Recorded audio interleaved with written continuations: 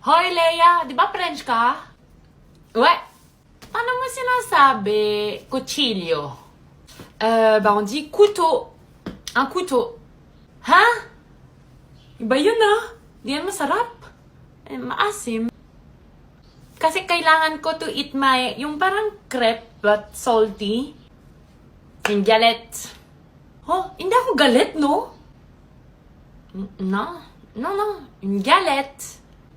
Ikaw galit? Bakit galit ka? Mais c'est ça, une galette crepe. Galette. Ay, yan ang galit?